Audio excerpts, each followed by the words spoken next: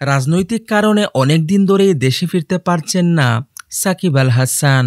তবে দেশের বাইরের সিরিজ বা টুর্নামেন্টগুলোতে কেন থাকছেন না এই অলরাউন্ডার, সেটা নিয়ে বেশ কৌতূহল তৈরি হয়েছে।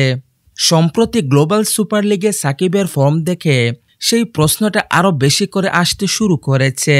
এরই পরিপ্রেক্ষিতে এবার সাকিবের দলে ফেরার বিষয়ে ইতিবাচক বার্তা দিলেন বিসিবির মিডিয়া কমিটির চেয়ারম্যান ইফতেখার আহমেদ মিটু।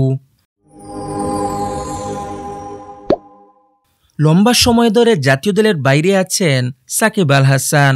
রাজনৈতিক কারণে দেশে তার নিরাপত্তা শঙ্কার বিষয়টি স্পষ্ট। তবে দলের প্রয়োজনের মুহূর্তে দেশের বাইরের কোনো সিরিজ বা টুর্নামেন্টে তার না থাকার বিষয়টি অনেকের কাছেই বোধগম্য নয়। বোলিং অ্যাকশনে সমস্যা থাকাকালীন বোর্ডের যুক্তি ছিল শুধু ব্যাটার সাকিবকে দলে জায়গা পাওয়ার যোগ্য হিসেবে দেখছেন না নির্বাচকরা। কিছুদিন আগে সেটাও শুধরে এসেছেন সাকিব আল হাসান। খেলেছেন পাকিস্তান সুপার লিগেও। পিএসএলে সাকিবের পারফরমেন্স তেমন স্বস্তিদায়ক না হলেও চলমান গ্লোবাল সুপার লিগে আলো খেলেছেন সাকিব। সাকিবের অনুপস্থিতিতে দলের হাল ধরতে পারছেন না জুনিয়ররা। সংযুক্ত আরব আমিরাত ও পাকিস্তান সিরিজের পর এবার শ্রীলঙ্কায়ও নাকানিচুবানি খাচ্ছেন মেহেদী হাসান মিরাজ ও লিটন দাসরা।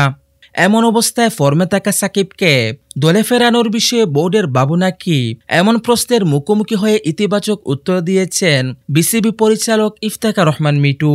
সাকিবের বিষয়ে টিম ম্যানেজমেন্ট এবং ক্রিকেট অপারেশনস দ্রুত কোনো উদ্যোগ নেবে বলেও মনে করেন তিনি। এ প্রসঙ্গে মিটু বলেন, বাংলাদেশের সেরা ক্রিকেটার হচ্ছেন সাকিব আল হাসান। এখানে কোনো দ্বিতীয় চয়েস নেই। তার জন্য দরজা সবসময় খোলা। এটা নির্বাচক ও টিম ম্যানেজমেন্টের ওপর তারা চিন্তা করছে। আগে কিভাবে চলেছে জানি না, কিন্তু এখন বর্তমান সভাপতি পুরো দায়িত্ব ক্রিকেট অপারেশনস, টিম ম্যানেজমেন্ট ও নির্বাচকদের ওপর দিয়েছেন। তাদেরও নজরে এসেছে, সেটা দেখা হবে। তারা অবশ্যই ব্যাপারটি দেখবে।